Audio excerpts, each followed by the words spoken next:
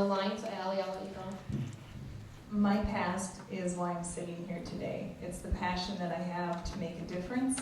It's to solve the injustice problem and to pave the way for others. I mean, I'm old. I'm not doing this for myself. And at this age, I would have really thought I'd be in a different place. But when you have passion like this, it's hard to control. That's the background. Again, email me if you have specific questions. It is who I am. And one other thing is I did make a action-adventure movie overseas, and there's a back shot of me that might come out. That's about it.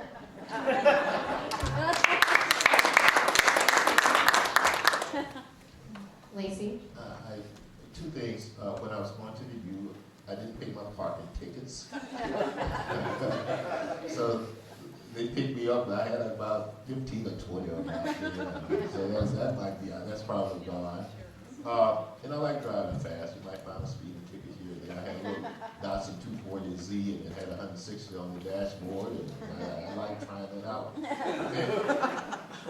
And the other thing is, I started up a charter school. The minister of pastor of my church came to me and asked me to start up a charter school. I helped start up a charter school. And by the way, it was all inner city kids in North Minneapolis that nobody else wanted. And at the end of the school year, they were scoring in the 85% percentile nationally. So we know we can educate our children, and I know we can do that. But about 5 years later, keep in mind, I'm the startup coordinator.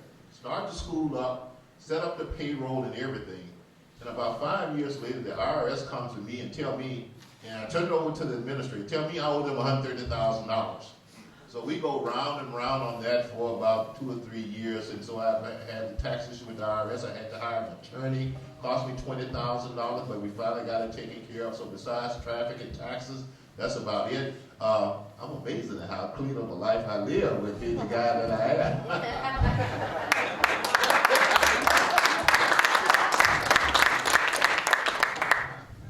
All right, now for some really serious questions. Where is your favorite place to hang out in Minnesota's 5th Congressional District? Lucia? My boutique. All right. Lacey? The McDonald's on Broadway. I love that. I'm the president of my fraternity, or I was up until a few months ago, my alumni fraternity, and that's where we used to have our meetings every Saturday. And I love it because it reminds me of why I'm doing what I'm doing. It reminds me of the type of lives that people are living every day, and it reminds me never to forget it. And once again, it reminds me of how great the people are up there. And my wife can tell you every once in a while, I tell her on Saturday morning, let's go up to McDonald's and have breakfast. And at first, I guess she was a little leery, but these are the type of wonderful stories you have. You see these rough, thug-looking guys come, and then he say, let me get the door for you, ma'am.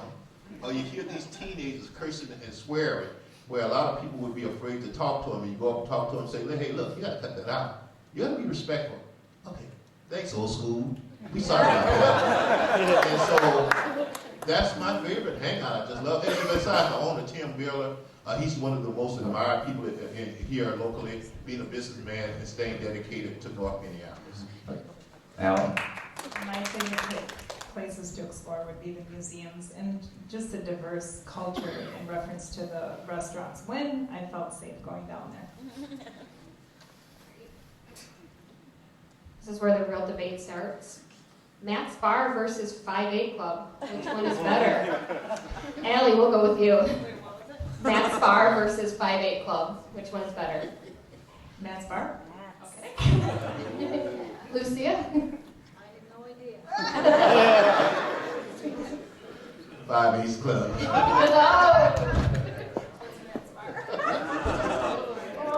Which one is the real home of the Juicy Lucy? The Juicy Lucy, that's the burger with the cheese in it. Matt's Bar is the home of the way originated. Yeah. All right, one other real question before we work to have closing is, it's often the left's go-to reaction to instead of debating policy, to call our side of the aisle names, whether that's racist, sexist, or you have it. How would you handle how would you handle that in a debate setting, or just overall working with the other side of the aisle? Because as many of you have mentioned throughout the evening, it's really hard to get anything done in Congress. You have to get so many people to agree. So how would you battle that go-to response from the left? We'll start with you, Lucia. Well, first of all, not answer with anger, but in peace within me, because harsh words will bring a hard response. And as we see the Democrats, this is how they handle things. As we as Republicans, we should answer civilized. And I think a civilized and peaceful word calm down the fire. I don't think I'm as nice as you. After listening to Brandon from #Walkaway and listening to why they do it, the mind behind the words. What do you do? You know, there's just, they come at me, I'm going to go right back at them, not in a vulgar way, but you know what? No, you're biased, you're prejudiced for calling me that. Let's have a conversation, good communication. Let's talk about the problems. Let's not name call. Yeah, and you know, I don't have all the answers, but I will tell you, my past shows you that I will find them, and I'm committed to doing what's right. I also do a website called Orbit Deniers. Well, The reason. first thing I will point out to them, No, that in my life, hopefully, if anybody. racism has never stopped me from doing anything. And I think it's a mindset. And sometimes, and I talk to my black friends about this too, it's almost like Otis in the old Andy Griffith show. Well, we just go and walk up in this jail, lock ourselves up in there. And the thing about it, once again, I talk from experience. I grew up in a predominantly black poor neighborhood. Go check out the interview. 80% of us went to college. It doesn't exist. 80% of marriage and raised families. That's the basis for 80% of, probably 100% created a network of that. Raised good children. Everything that makes it. And once again, if you think about it, to me, the Democrats are real racist.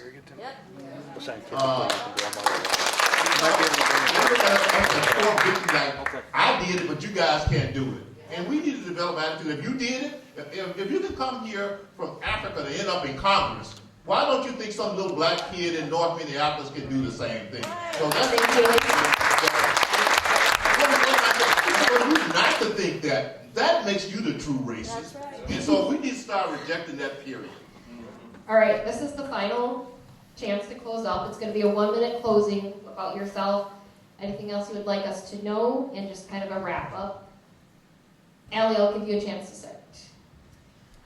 I just want you guys to know what I've been doing. When I decided that I was going to do this, I got on the ground. I've been in the churches, I've been with different organizations, I've been in the schools. I've been trying to understand what it is they need and how it is that I can make a difference.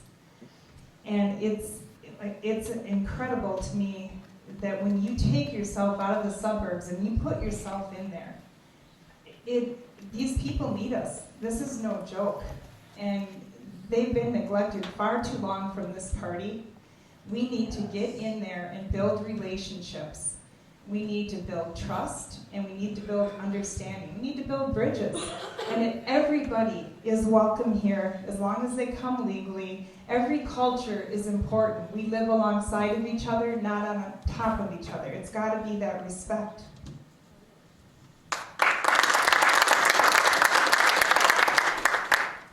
Lacey, I'll have you go next. I'm running on a platform of family, education, economics, and spirituality. And if you put it together, it's an acronym that's spelled FEES. And I think we need to look at rebuilding the family, whether we're talking about upper class families, middle class families, or lower class families. We need to pay special attention to the families in the inner city. And we need to do things to strengthen them. We need to let them know the importance of two-parent families. And we need to start talking around the spirituality of it. If you cannot expect to come out of your condition if you're being immoral, illegal, and unethical, if you're not taking care of your children, if you're not working hard. Those are the type of things that we need to talk about, and that's the message out here. And I can say that because I know they can do it. And so I want us to look in the mirror and take on the challenge of doing what we need to do as people. Quit looking for the government, quit looking for anybody else to help us, and let's go out there and do the things we need to do to help ourselves, and that includes respecting our women and taking care of our children. Thank you, Lacey. And Lucia, you'll have the final say here. When I decided to run for District 5th District,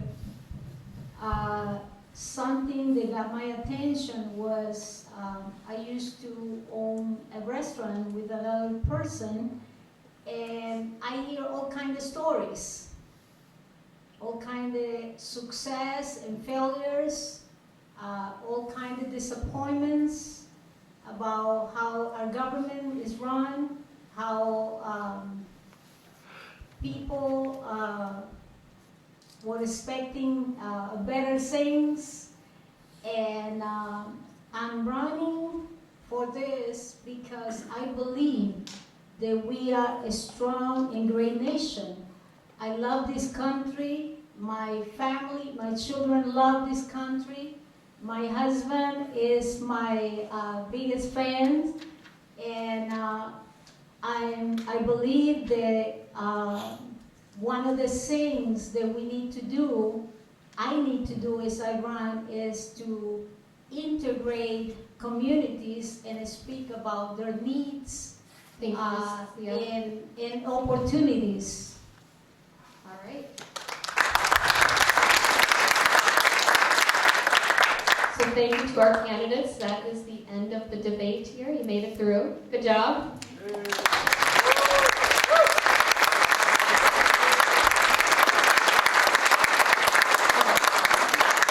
Paul, do you have any closing remarks? I just want to say thank you, everyone, for coming. I thought this was a wonderful debate. I love the interaction and the responses. And I'd like to hear from you personally by email or a call. Really looking for feedback. We're always looking for guidance on how to keep this debate out in the public. So thank you again for coming tonight.